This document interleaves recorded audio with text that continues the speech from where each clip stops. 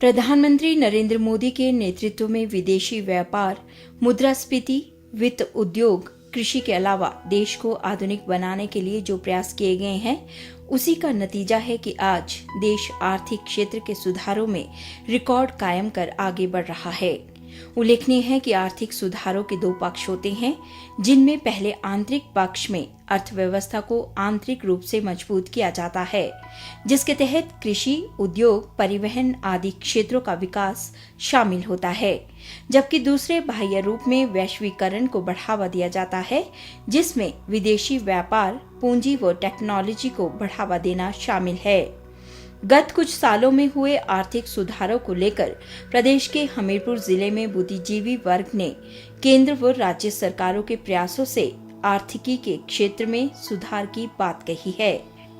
हमारी इकोनॉमी जो है वो काफ़ी अच्छी दिशा में जा रही है। हिमाचल प्रदेश में न्यू इंडस्ट्रियल पॉलिसी 2021 के तहत जो इंडस्ट्रियल एरिया में प्लॉट्स आवंटित किए जाएंगे, उनके ऊपर हिमाचल सरकार ने एक प्रावधान रखा है कि अगर कोई इंडस्ट्रियलिस्ट उस प्रोजेक्ट को 2 साल के अंदर अंदर लगा लेता है तो कॉस्ट का 50% रिडक्शन जो है वो उसमें हो जाती है, और वो कॉस्ट भी जो टोटल उसकी इंस्टॉलमेंट्स देनी है वो अगले 8 सालों में दे होती है बिना किसी ब्याज से। तो मैं समझता हूँ कि ये इंडस्ट्रियल ग्रोथ के लिए, हिमाचल प्रदेश की इंडस्ट्रियल ग्रोथ के लिए एक बहुत बड़ा सरकार का कदम है और बड़ा सराहनीय कदम है। ऐतिहासिक रूप से भारत एक बहुत ही विकसित आर्थिक व्यवस्था थी और इसके विश्व के अन्य भागों के साथ जो है वो मजबूत व्यापारिक संबंध थे। मौजूदा समय में भी सरकार के द्वारा किए जा रहे सुधार उपाय अपने आप में पथ प्रदर्शक हैं, चाहे वो औद्योगिक लाइसेंस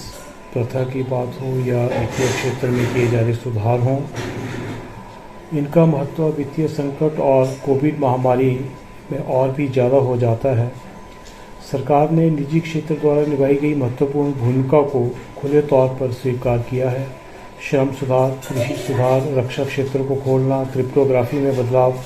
वित्तीय क्षेत्र में सुधार जैसे कि बैंकों का निजीकरण, ये बहुत ही महत्वपूर्ण सुधार जो है वो किए हैं। इकोनॉमिक रिफॉर्म्स को लेकर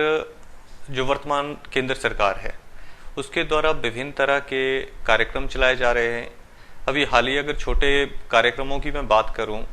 जिसके लिए बहुत बड़ा बजट सरकारों ने आवंटित किया है, जैसे प्रवासी मजदूरों की हम बात करें,